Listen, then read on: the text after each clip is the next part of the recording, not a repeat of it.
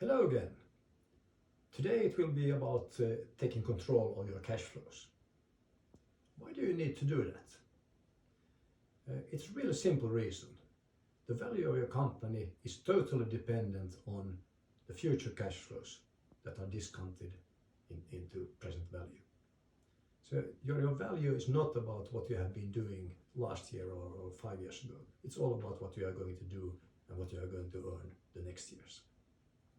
All the 5 steps in our model will maximize these cash flows. That's the main goal we have. And in order to do that, this first step, take control of your cash flow, is needed. The control means that you need to measure the cash flows, you need to understand them, and you need to manage them. If we take these things one by one, the way that we are going to do it is starting with the measurement. We'll build a daily prognosis for the next 7 years. Because if you have daily prognosis, you can consolidate into both short-term, mid-term and long-term prognosis. By short-term we mean the next few weeks in order to run your daily business, to ensure that you have money to pay all your bills and the wages.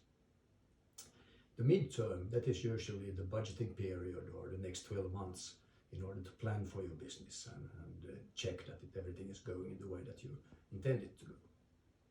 And then long-term, that is maybe up to 7 years, and that is on a yearly basis. And that is mostly for making strategical business decisions. Should I buy some new businesses? Can we invest in new machines or in new factories and things like that? To do these cash flows, of course, you need a lot of data. And if you start with the most important one, that is of course the sales. We would divide the sales into present sales and new sales. Because the present sales, that is to present customers, and if you can sell a little bit more to them, that is easier sell than to sell to totally new customers. So we want to keep them separate. This information we mostly get from the accounts payable. So it is not that we need to bother the sales organization all the time. Of course they can give their prognosis and we can take them into account, but that is not the main source here. The next thing is the material costs.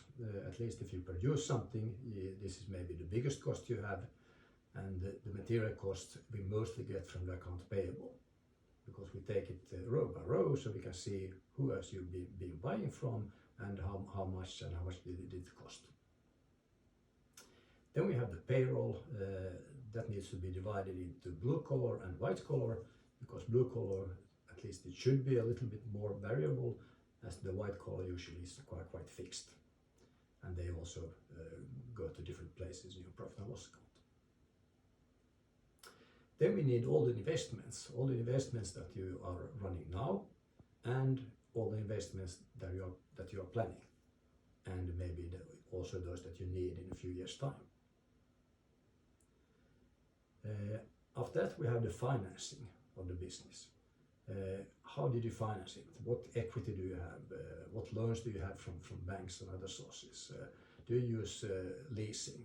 Do you have factoring? Do you have some other instruments that needs to be taken into account?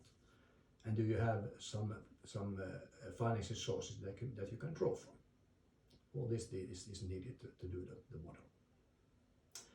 And last but not least, the taxes that we usually don't like, but they need to be paid. We have the VAT tax, we have the withholding tax from payroll, and we have the tax on profits, for example. So these are the sources for the information and method to make these cash flows. That is that we automate as much as possible in order to make it a smaller task. That means that we need to integrate many of your systems so that we don't need to collect this data manually. Then we have our models for the prognosis. They can be rule-based, they can be statistical, and we usually want to put in a random factor because you never know what is going to happen in the future. And what you get out from this, that is an action-based reporting. Not tiresome big Excel sheets, but small tips and tricks that you need to do in order to optimize and make your cash flow sufficient. This was about the first step, taking control of the cash flows. The next one will be about working capital management, the cash flow machine. Until then.